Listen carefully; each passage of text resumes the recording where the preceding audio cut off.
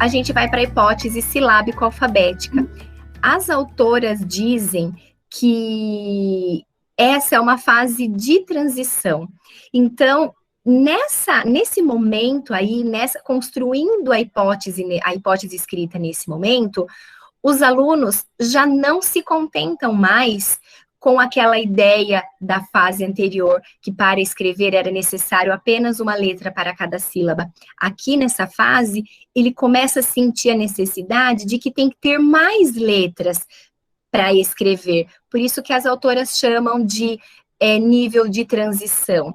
Então, reparem que aqui nesses dois exemplos, então temos aí hipopótamo, luar, faltam letras, a gente já consegue começar a ler, a gente consegue entender o que ele está escrevendo, mas ainda faltam algumas letras, né? Por exemplo, ali no segundo exemplo, cavalo, está faltando o A na sílaba do vá.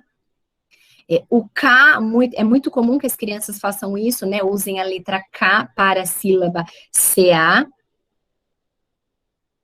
E aí, então, a gente chega na última fase, que é a hipótese alfabética, é quando a criança compreendeu o código, ela consegue entender como esse sistema funciona, ela entende que para escrever uma palavra, eu preciso escrever uma letra para cada som. Então, cada sinal vai representar uma letra. Porém, nesse momento, ela ainda não tem uma preocupação com as questões ortográficas, né? Então, reparem, casa com Z, fez, então, fez, ela vai representar muito a forma como a gente fala, né? A segunda imagem já é um texto, né, de uma criança aí de hipótese alfabética, mas ainda não tem essa questão da estrutura, os espaços entre as palavras, a questão da ortografia, ela ainda não tem essa preocupação, né? Então, gente, até quem aprende compreender como esse sistema funciona, é um longo processo. E aí, a lógica da criança que aprende, a criança que a gente recebe no primeiro ano, primeiro, segundo ano, a lógica do aluno do sexto ano, a lógica de um aluno de EJA, por exemplo, que não é alfabetizado, a lógica de aprendizado é a mesma, tá? O que vai mudar? Que o adolescente e o adulto, eles já sabem que para escrever usa-se letras, coisa que os pequenininhos ainda não sabem, né? Então, a única coisa que muda nesse processo é que o adulto e o adolescente já sabem que tem que usar letra para escrever, só isso. Mas a lógica do processo é o mesmo, né?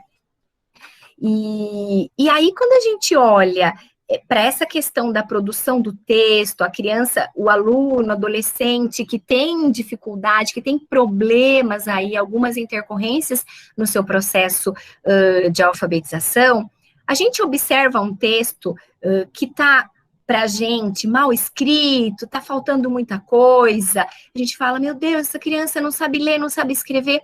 E aí a gente vai investigar a vida dessa criança, investigar a vida escolar, saber de onde ele veio, de onde ele era aluno ano passado e no ano retrasado, porque a gente tem muito disso na nossa cidade. Crianças que estavam no ano passado na rede, mas antes disso vieram do norte, estavam na Bahia, passaram por Minas, e muitas vezes não frequentou a escola o tempo que era necessário, todo esse período escolar da alfabetização, então vai ficar um buraco, vai ficar uma lacuna, e isso pode gerar uma defasagem, né? Não quer dizer que toda criança que produz um texto assim, que aos nossos olhos tá ruim, tá difícil de entender, é uma criança que tenha dificuldade de aprendizagem, né? Então, eu penso que é importante antes a gente investigar, analisar a vida dessa criança, porque às vezes faltou oportunidade dessa criança ir para a escola, faltou oportunidade de aprender, então ela tem uma defasagem. Às vezes a gente olha um texto do nosso aluno e a gente começa a perceber que tem muita troca de letras, então troca V por F, C por G, D por T, B por P, a gente começa a ver que são trocas fonéticas. Então, isso sugere que a gente encaminhe para uma fono, né? encaminhar para uma fono vai resolver muito essa questão da produção escrita, porque ele vai aprender, ele vai perceber, né, essa dificuldade, vai trabalhar, vai resolver essas trocas e isso vai refletir na questão escrita. E aí a gente pode falar um pouquinho da produção escrita, da importância da gente trabalhar com produções escritas, né? A produção escrita é um documento, é um instrumento muito importante para a gente conhecer o nosso aluno, para a gente saber o que ele sabe, para a gente conhecer o que ele sabe, porque ninguém é vazio. Todo mundo que chega na escola, o aluno que chega para a gente, independente da idade, ele tem algum conhecimento, ele sabe. E através da produção escrita, eu consigo conhecer, eu tenho acesso a esse saber do meu aluno. E aí, os colegas de Fund 2, eu sei, né, vocês trabalham por área, o período que vocês ficam com os alunos é um período bem menor do que a gente do Fund 1 fica com as crianças. Mas aí, eu penso que vocês podem, até uma sugestão, trabalhar com a produção por amostragem, então não precisa corrigir tudo de todo mundo.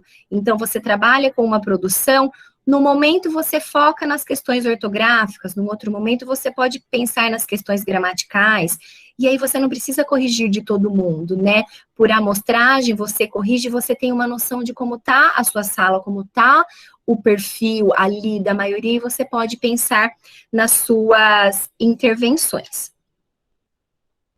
Seguindo. Então, aí, como que a gente faz para saber que fase está o nosso aluno adolescente, nosso aluno dos anos iniciais, ali da alfabetização, né, o nosso adulto de EJA, que chegou para a gente não sabe ler. Então, eu penso que a avaliação diagnóstica é o melhor ponto de partida para a gente começar a pensar no desenvolvimento do nosso trabalho. Então, o que a avaliação diagnóstica, ela busca responder? Então, como que o aluno está no início do processo? E depois, que metas ele atingiu ao longo do processo? O que ele conseguiu aprender? Então, para o processo de alfabetização, a avaliação diagnóstica, ela busca conhecer o aluno e o perfil da turma. Então, como está a minha turma? Aí você pode pensar assim para mim, mas eu não sou alfabetizador, eu não trabalho com salas de alfabetização, e aí como que eu faço? A avaliação diagnóstica, ela não serve só para salas de alfabetização, né, para os anos iniciais, ela serve para qualquer momento, para qualquer idade. Então, por exemplo, você recebe seu aluno no 6º ano, você pode usar a avaliação diagnóstica para conhecer esse seu aluno. E aí, daí para frente, para você pensar o que você vai fazer, desenvolver o seu trabalho. E aí, nesse sentido, para a gente interpretar uma avaliação diagnóstica, para a gente, né, ter fluência nas fases, que fase meu aluno está, o nosso professor de educação especial, ele pode ajudar muito a gente, porque ele tem conhecimento a respeito das fases, dessa questão da aquisição da escrita, da leitura, e ele é uma ferramenta muito importante na nossa escola que pode nos ajudar. Então, leva um tempo para a gente ter fluência, aprender a olhar a avaliação diagnóstica e já saber, esse aqui é alfabético, esse é silábico alfabético. Então, eu penso que não tem problema a gente buscar ajuda, né? E aí, a diagnóstica, ela pode ser usada, então, no início do processo, no meio e no final do processo, de um ciclo para você ter uma noção de como foi esse processo. E aí, a avaliação, a gente busca avaliar para fazer um diagnóstico, para poder traçar um plano, para poder intervir. E aí, eu vou falar um pouquinho como que a gente faz, né, no ensino fundamental, lá nas nossas salas de alfabetização. Então, a gente trabalha com nós chamamos de sondagem, né? É esse momento aí da avaliação diagnóstica. Então, a gente faz mais ou menos no início, no meio e no fim do ano. A gente acompanha ali mais ou menos os bimestres, então acaba sendo mais que 3 avaliações no ano. Então, a gente acompanha mais ou menos o bimestre. Nós seguimos as orientações do programa Ler e Escrever, que faz a seguinte sugestão. Então, a gente escolhe 4 palavras do mesmo campo semântico e uma frase. E aí, no final, no segundo ano, as crianças já são convidadas a produzir um pequeno texto. Geralmente uma música, uma parlenda, algo que elas tenham de memória. Então, o ideal, a orientação, né, o ideal é que a professora faça essa sondagem, essa diagnóstica individualmente com cada criança. Por quê? Porque a gente precisa, né, observar como ela escreve e a gente precisa observar como ela lê. A leitura vai dar para a gente muitas pistas de como ela está pensando sobre a escrita. Então, a gente dita palavra por palavra, sem silabar. Então, por exemplo, a gente vai falar uma lista de materiais escolares. Então, eu vou ditar apagador. Então, eu digo para a criança, escreva apagador. Eu não posso dizer apagador, porque se a gente for silabando, a criança que já está ali no processo, ela está percebendo essa questão sonora, a gente vai meio que induzir. Então, a gente diz, escreva apagador. E aí a gente pergunta, leia o que você escreveu. É aí que ela vai fazendo esse ganchinho. E aí a gente vai anotando com base na leitura. Em seguida, a gente pede que ela escreva uma frase, também relacionada com esse campo semântico, e depois, no caso dos alunos maiores, a gente pede a escrita de um texto. Então, uma parlenda, uma música, geralmente textos curtos que eles já têm de memória. É importante, eu vou falar mais vezes dessas questões aí dos textos de memória, porque eles precisam ter de memória o que eles vão escrever, porque senão é muito desafio. Se eles já têm de memória o que eles têm que escrever, eles só têm que pensar em como escrever. Se eles não têm de memória, são 2 desafios, o que escrever e como escrever. Então, acaba complicando a vida da criança. Então, aqui eu já falei, né, que a diagnóstica é um ponto de partida para a gente desenvolver o nosso plano de trabalho, para a gente pensar nas formas de intervenção, que aí, quando a gente oferece boas situações para a criança refletir, a gente oferece possibilidade para que ela avance nas suas hipóteses e na sua aprendizagem.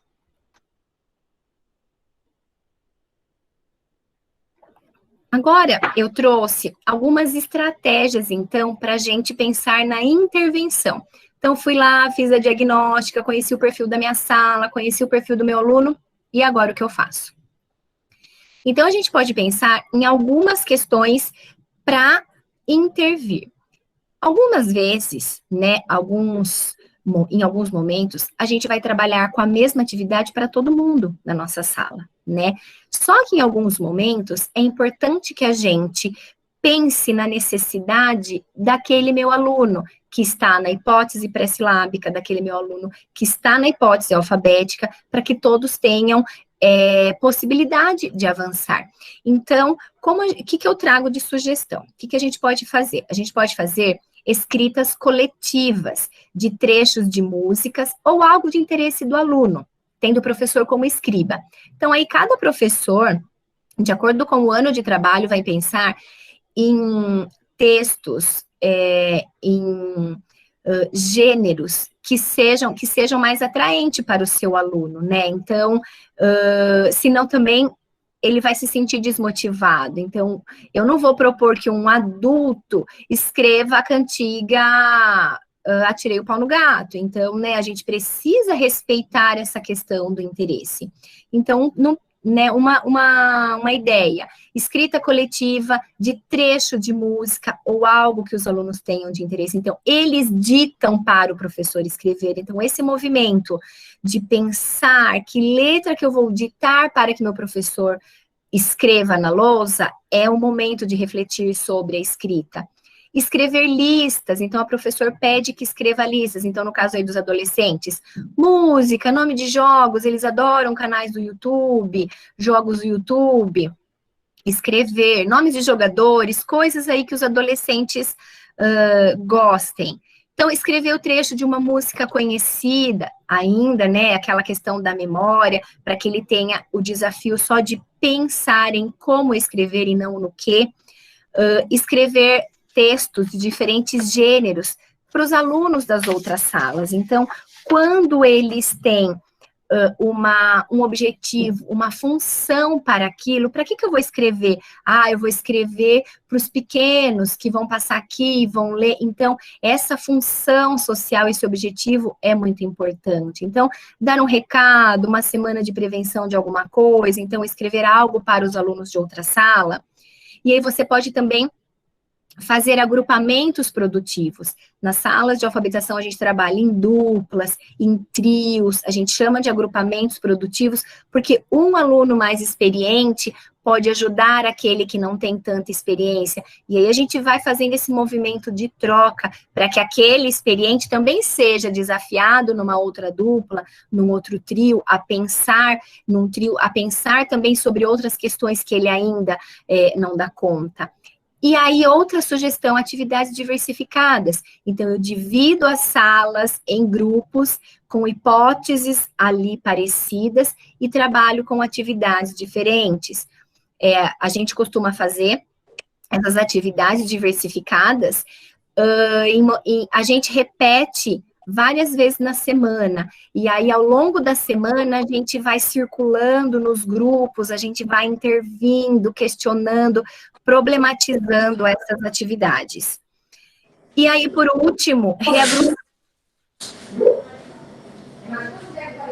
Lu, você quer falar?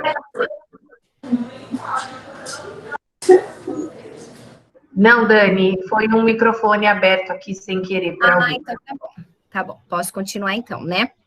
Sim, pode continuar. Ótimo. Então, e reagrupamento de alunos. Então, uma escola que tenha várias salas, você pode combinar com os professores. Então, os professores de LP, então vamos dividir. Então, olha, hoje, pode ser uma vez na semana, hoje eu vou ficar com aquelas crianças que têm dificuldade nas questões ortográficas. Aí, todas as salas, todas as crianças com dificuldades ortográficas vão ficar com aquele professor. Aquelas crianças que ainda não estão na hipótese alfabética vão ficar com aquele outro professor. Fazer uma dinâmica. Essa também é uma sugestão. Seguindo. Aí a gente entra para falar um pouquinho sobre a leitura. Então, assim como a escrita, né, que os alunos passam por hipóteses, os alunos também passam por hipóteses na hora de aprender a ler. E aí, de novo, a gente precisa oferecer boas situações para que ele consiga passar pelas fases e conseguir ter, né, atingir o objetivo que é ler. Só que na leitura... Oi? Antes de você começar a falar um pouquinho sobre a leitura, eu posso fazer uma interferência? Pode. Eu queria só fazer uma contextualização em relação às dicas, pensando nas nossas turmas de ensino fundamental 2. Então, vamos pensar o seguinte, a gente está tendo aqui uma fala importante de uma alfabetizadora que traz para nós um conhecimento importante quando ela diz o seguinte, todo aluno que você tem, ele passa por um caminho, os caminhos, não necessariamente todos os alunos passam pelas mesmas hipóteses de escrita, porque conforme a gente está trabalhando com a criança, quem tem essa experiência na alfabetização, a gente sabe que eles pulam, eles dão saltos, isso acontece também. Mas o que eu estou querendo dizer é o seguinte, existe um caminho a ser percorrido. Então, quando eu tenho o meu aluno lá no 6º ano, que quando eu o conheço, peço, por exemplo, uma produção de texto, ou mesmo qualquer atividade em que ele tenha que fazer o uso da língua. Estou falando isso porque eu tenho aqui na sala professores de outros componentes curriculares. Então, pode ser que ele não peça uma produção de texto, mas ele esteja trabalhando alguma atividade em que ele vai verificar aquela escrita do aluno. Quando eu verifico que esse meu aluno, ele não tem uma escrita convencional, o que a gente propõe é que a gente verifique a primeira coisa. Vamos pensar qual é a hipótese de escrita desse meu aluno. Como que ele está pensando? Eu já descobri que ele não escreve convencionalmente. Ele não está na hipótese alfabética. Então, onde ele está? A partir desta resposta, que a professora Daniele está chamando aqui de diagnóstica, e nós, no Ensino Fundamental 2, quando a gente fala em avaliação diagnóstica, a gente pensa em todos os componentes curriculares, a gente pensa no conhecimento dos objetos de conhecimento e nas habilidades dos nossos alunos dos diferentes componentes. A professora Daniele está se apropriando da palavra avaliação diagnóstica só para esse pequeno recorte, que é: deixa eu entender em que hipótese de escrita está o meu aluno. Então, a ideia é, quando eu tenho um aluno que chega para mim e não escreve convencionalmente, deixa eu entender como ele escreve. Quando eu entender, e aí ela já deu para vocês uma dica, como que eu faço essa sondagem, essa avaliação diagnóstica de escrita? Eu tenho ali uma lista de palavras que eu tenho que pedir para que ele escreva, essa lista de palavras não é aleatória, é importante que ela seja de mesmo campo semântico, de acordo com quantidades de sílabas. A gente pode até retornar focar nessa, vou colocar bem entre aspas, nessa técnica, para que a gente possa identificar essa hipótese de escrita. Feito isso, o que eu faço com esse meu aluno? Eu vou ter que pensar em intervenções. Então, de repente, o que não vai ser para o contexto nosso do Ensino Fundamental 2, porque haja vista, nós não temos muitos na sala, temos muitos, mas não nessa quantidade que a professora Daniele tem na sala dela de alfabetização, a ponto da gente conseguir trabalhar com esse agrupamento de turma que ela falou. Eu junto todos que são pré-silábicos com uma professora, todos que são silábicos com valor, todos que são silábicos sem valor com outra, para que eu possa trabalhar aquelas hipóteses de escrita. No Ensino Fundamental 2, a gente vê, na EJA também, se bem que na EJA a gente tem mais alunos, a gente tem muito mais alunos nas salas, né, com essa questão aqui que a gente está conversando, principalmente lá na EJA 1. Porém, essa intervenção, por exemplo, talvez para nós não tenha tanto por que utilizá-la, mas uma fala importante da professora Daniele: você precisa fazer uma intervenção, eu não sei muito bem por onde eu caminho. Ela acabou de dar uma dica valiosa: procure a professora de educação especial da sua escola, porque embora esse seu aluno não seja de educação especial, porque hoje a gente não está falando aqui de aluno de educação especial, nós não estamos trazendo para esse recorte o aluno com transtorno de aprendizagem, ou seja, disléxicos, descálculos, nós não estamos falando dessas crianças, nós estamos falando das crianças que têm dificuldade de aprendizagem, por um passado não consolidado da alfabetização, por inúmeras trocas de escola, e a gente sabe que daí isso vai vir uma bola de neve lá na frente. Essa professora da educação especial, ela não vai trabalhar com o seu aluno, não é o público dela, mas ela vai poder te ajudar, enquanto professora especialista, para algumas intervenções em sala de aula. Desculpa interromper sua fala, Dani, que antes de você entrar na leitura, eu queria contextualizar isso muito para os meus professores que estão aqui na sala, né, os meus professores de Ensino Fundamental 2, para que a gente entenda assim, como eu me aproprio desse conhecimento da professora alfabetizadora e como eu posso trabalhar com ele lá na minha realidade do Ensino Fundamental 2, que é muito diferente da minha sala de alfabetização no Ensino Fundamental 1. Tá bom? Antes da gente entrar na leitura, porque agora muda muito o nosso assunto, assim, né? A gente perde alguns ganchos aí, tá bom? Só queria trazer isso para o Fund 2, tá? Ótimo. Não, Lu, perfeito, é isso mesmo. A nossa realidade é bem diferente, né? Então, precisa mesmo, bem pertinente a sua colocação, para que o conhecimento possa ajudar na realidade dos colegas, né? No dia a dia ali, como fazer, porque a nossa realidade é bem diferente. Seguindo. Então, quando a gente fala de leitura, então nós vamos pensar em algumas estratégias para ajudar os alunos a ir avançando, ir construindo as hipóteses que eles têm a respeito da leitura. Então, o primeiro exemplo é uma leitura de listas. Que tipo de listas? Aí, de novo, vamos buscar o interesse do nosso aluno, nome de jogador, títulos de histórias, nomes de músicas, filmes, jogos. E aí a professora pode pedir que o aluno leia individualmente, ou ela escolhe, ela faz como se fosse um ditado. Então, procure onde está escrito a música tal. Então, ele vai ter que mobilizar, né, seus conhecimentos, mobilizar o que ele já sabe, o que ele já conhece a respeito da leitura e da escrita, para tentar encontrar onde está escrito aquela frase, aquele título. Depois, leitura de trecho de textos. Então, uma notícia pequena, um trecho, uma música muito conhecida que eles gostem, uma música pequena. Aí, de novo, garantir que os alunos saibam de cor, tenham de memória. Para que ele vá ajustando o falado ao escrito, é importante ter esse trecho, esse texto que vai ser lido de memória. Leitura de provérbios, receitas, texto instrucional. Então, de acordo com a faixa etária, a gente consegue trazer várias questões vários textos instrucionais. Então, como fazer um jogo, como brincar com o jogo, como instalar um programa no computador, então uma receita, aí a gente vai adequando de acordo com a faixa etária.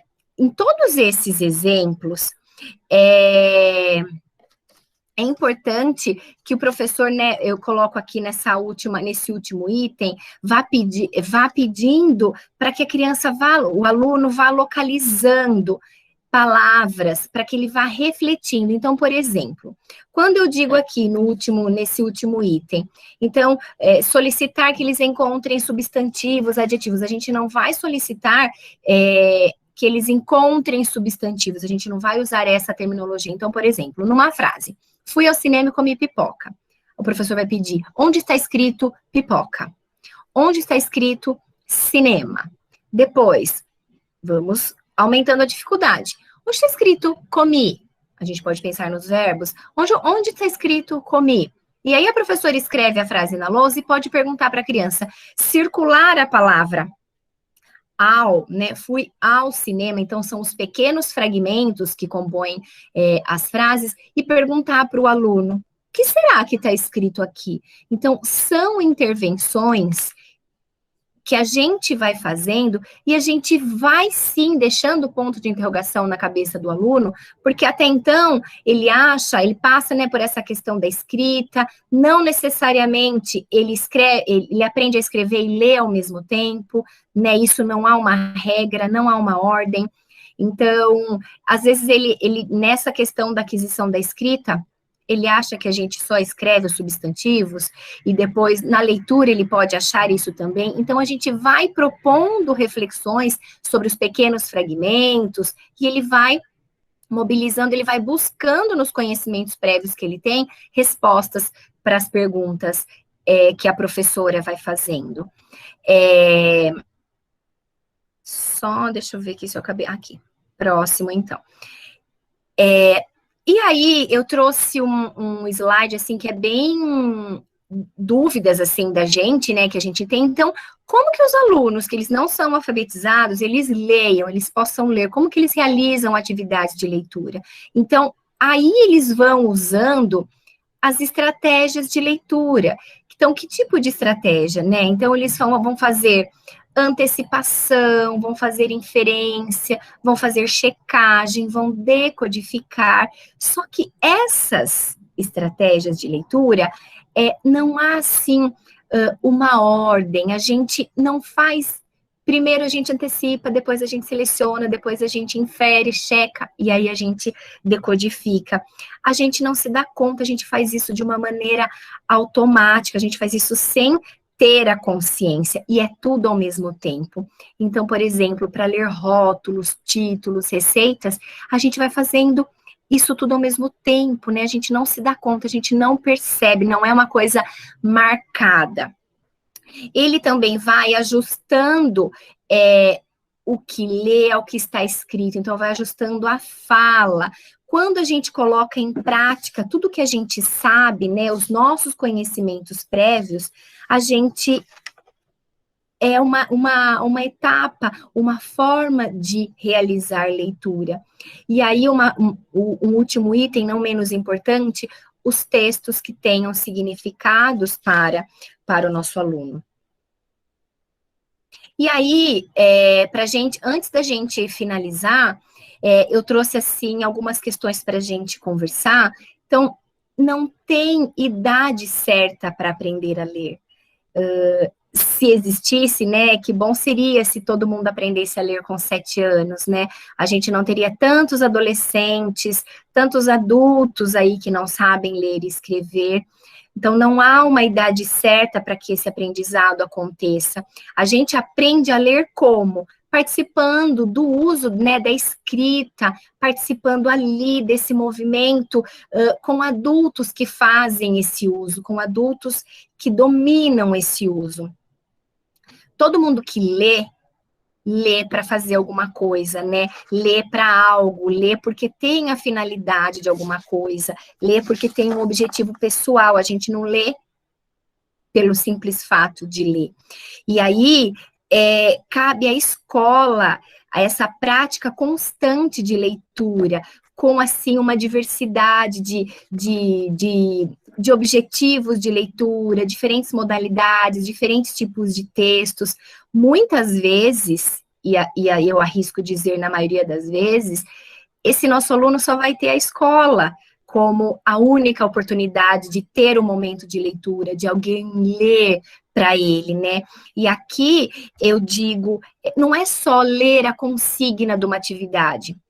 Nós, professores, temos esse hábito, né, até para ajudar essa questão da interpretação, para explicar o que o aluno deve fazer na atividade, mas essa leitura que eu trago, que eu sugiro, não é só a leitura da consigna da atividade, são diferentes tipos de leitura.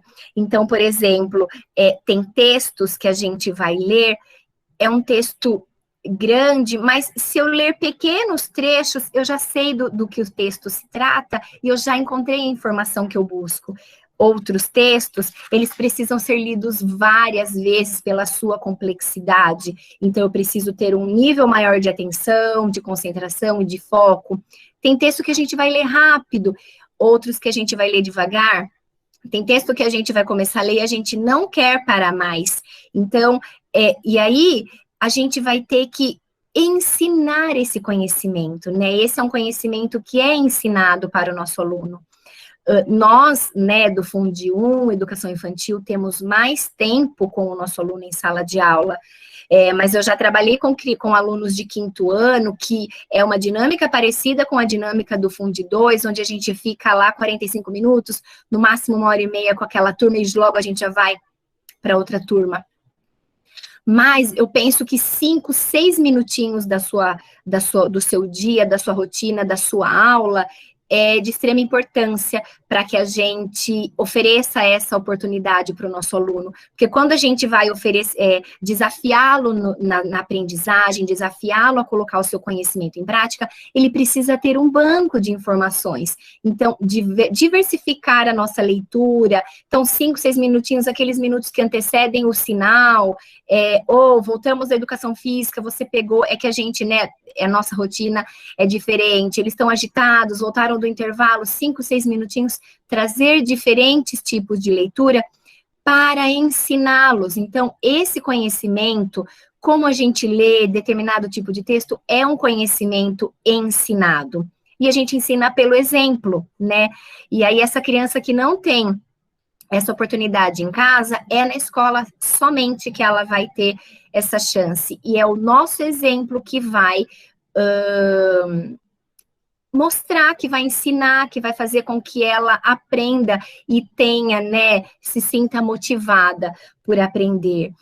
E aí, falando em exemplo, para terminar o nosso bate-papo, eu queria dividir com vocês uma frase de uma formadora. Há um tempo atrás, eu participei de uma formação oferecida pela Prefeitura de Vinhedo, chamava Entre na Roda. Então, era um curso voltado única e exclusivamente para trabalhar as questões da leitura. Então, logo no primeiro dia, a professora, a formadora do curso, se apresentou, falou do trabalho dela, com o que ela trabalhava, e além de ser formadora, ela trabalhava com adolescentes naquela fase que sai do Fundi 2 para ensino médio, adolescentes em fase de vestibular. E a queixa dos professores era muito grande, que eles não leem, eles não gostam de ler. E aí, numa das palestras, numa das dinâmicas que ela foi trabalhar com esses adolescentes, ela fez a seguinte pergunta para eles: quando foi que vocês pararam de gostar de ler? Porque toda criança gosta de ler, toda criança gosta de ouvir uma leitura, gosta de ler. Quando foi que vocês pararam? Quando foi que vocês pararam de gostar disso? E aí eles disseram para ela: quando vocês pararam de ler para a gente.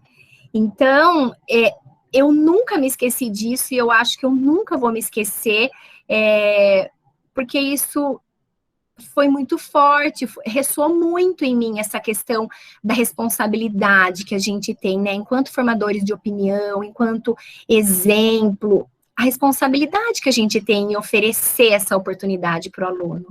Então, que a gente possa ajustar a nossa rotina, ajustar os nossos objetivos, e que a gente ofereça cada vez mais oportunidades para que o nosso aluno possa ler, tenha conhecimento a respeito da leitura e dessa diversidade.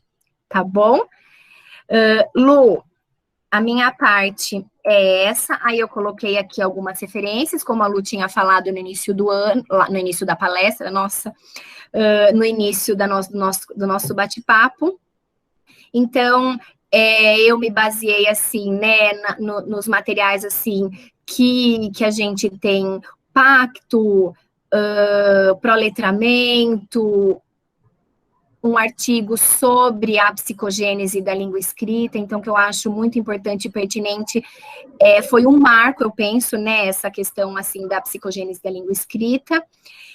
E o programa de formação de professores alfabetizadores, que é um programa muito antigo, o antigo Profa, e que eu penso que até hoje tem contribuições importantíssimas para a nossa prática.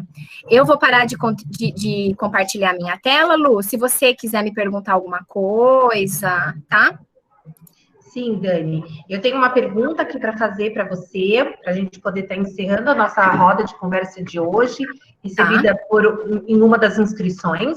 Mas antes, eu gostaria só de fazer, então, algumas considerações.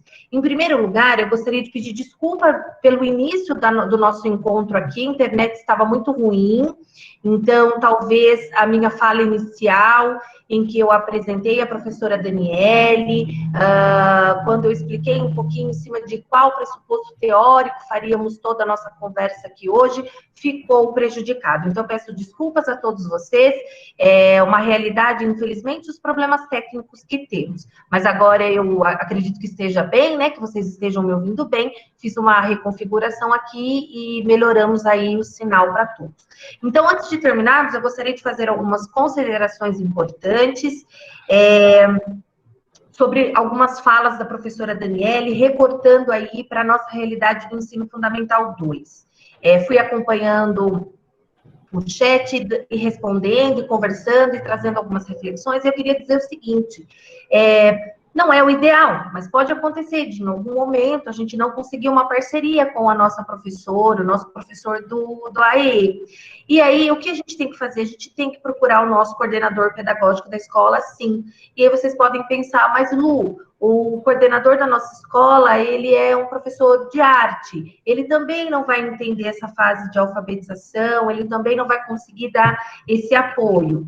Mas o nosso coordenador, ele vai ser aquela pessoa que vai articular. Esse é um movimento que a gente começou o ano passado, é uma construção, o olhar da coordenação de segmento que vocês têm é o olhar de uma professora alfabetizadora. Eu trabalhei muito tempo na alfabetização, então quando o meu professor, o meu coordenador dentro da escola traz para mim Lu, eu estou com esse problema, minha professora de português me trouxe essa sondagem, mas agora eu tenho dificuldade, e o que eu faço com essa sondagem? Eles terão um apoio na orientação ou mesmo no apontamento de que profissional vai nos ajudar, tá? Lembrando que este ano de 2020, a ideia era que teríamos uma professora pedagoga em cada escola de ensino fundamental 2.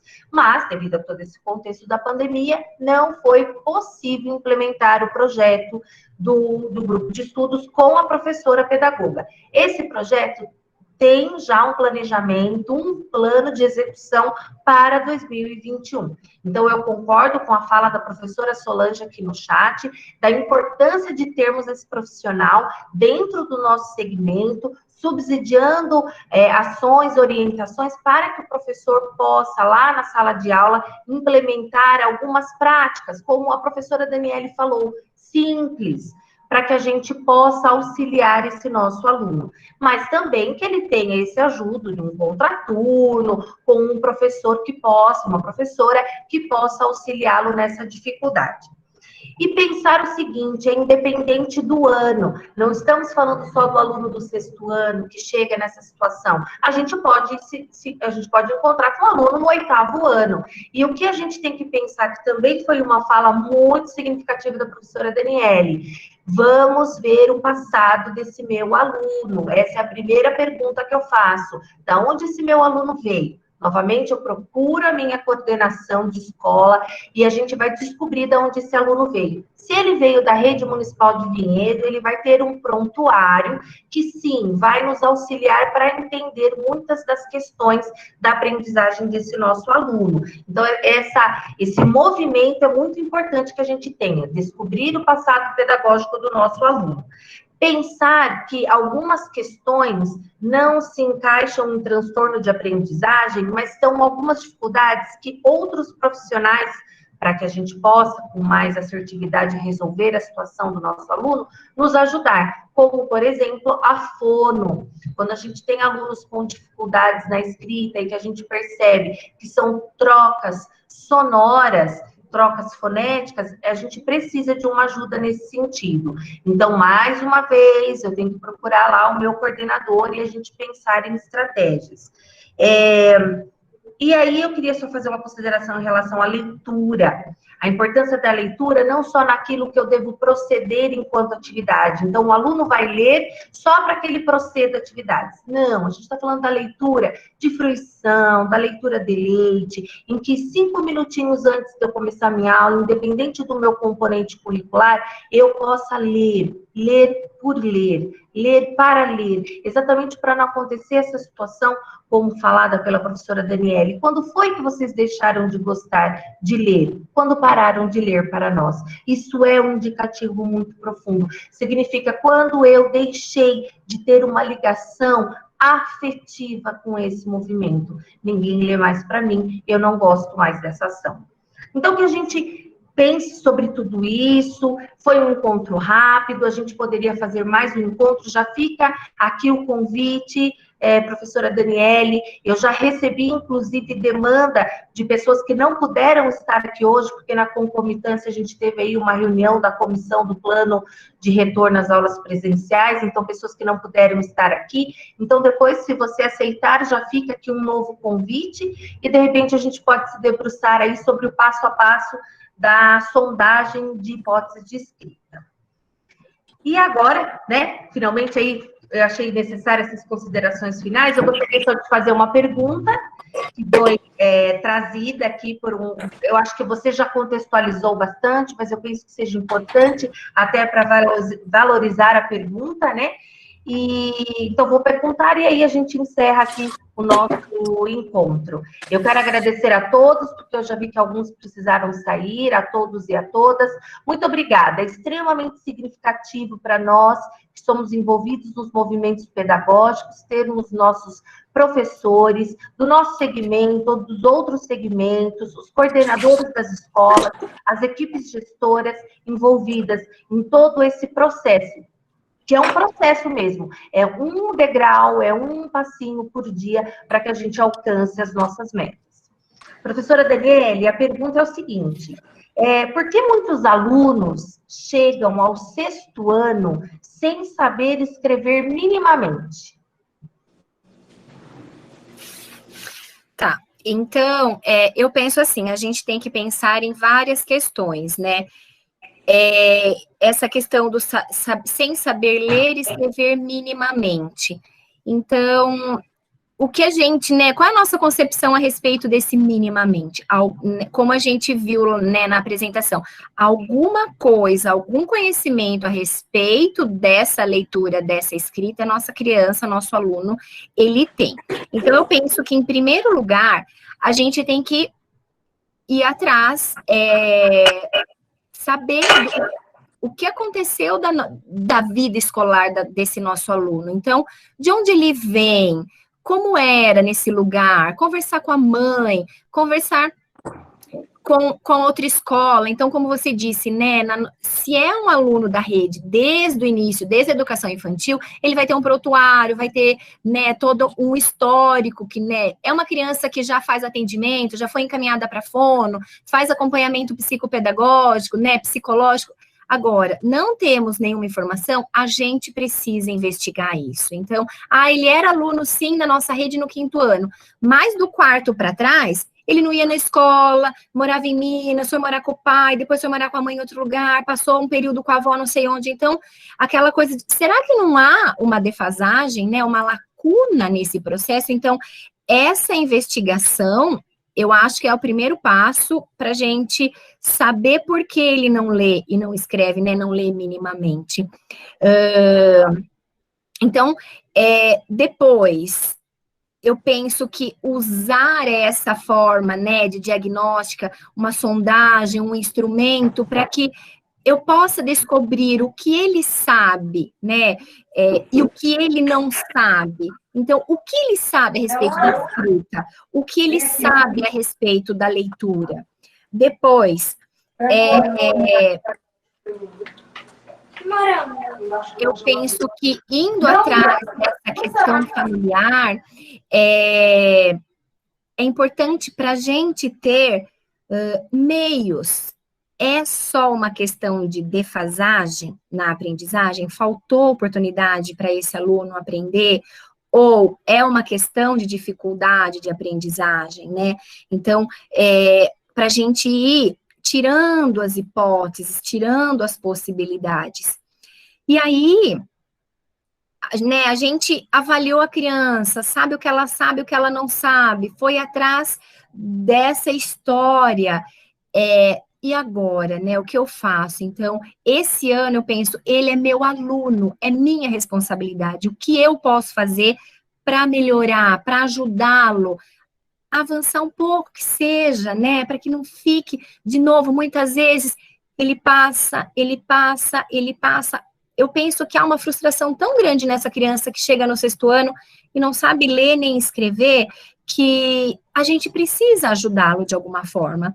E é aí que eu penso que as parcerias podem ser muito boas e pertinentes, né? A gente buscar parceria com a educação especial, buscar parcerias com outros meios que, né, que auxiliem a gente como trabalhar. Então, rever ali a nossa rotina, pegar um momento, ver a necessidade desse aluno, de repente algumas atividades diferenciadas que ele possa fazer no momento diferente, onde a gente vá fazendo uma intervenção, a maioria está lendo um texto, está fazendo uma atividade, eu vou ali 10, 15 minutinhos ficar com esse aluno para atingir também a necessidade que ele tem.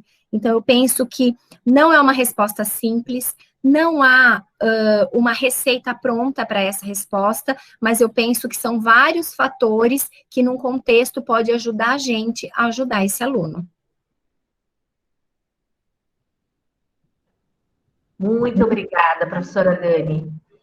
Acredito que o caminho seja esse também, né?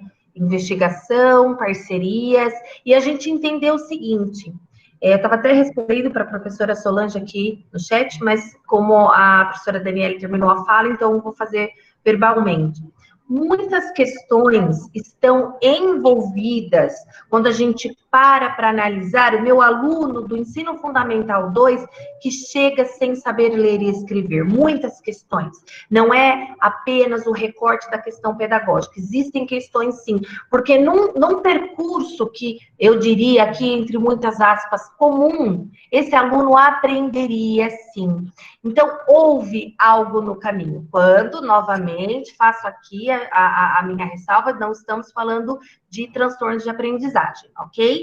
Então, o que a gente precisa entender? Que muitos fatores interferem, porém, nós, professores, faremos a nossa parte pedagógica. Até que ponto eu consigo ajudar? A Fernanda, a professora de português lá, da Germendes, também fez um comentário da dificuldade de encaminhamento para a fono. Essa é uma realidade. Até o ensino fundamental 1, nossos alunos têm um apoio na saúde de profissionais importantes, como psicopedagoga e fono. E quando eles chegam para nós no ensino fundamental 2, esse atendimento cessa. Então, esse é um caminho que nós aqui da Secretaria de Educação, já há um tempo, estamos tentando, em acordo com a saúde, mudar esse contexto. Não dá para esse atendimento cessar no ensino fundamental 2. Nós necessitamos dele no ensino fundamental 2 e até, se formos pensar, sim, para as nossas salas de educação de jovens e adultos.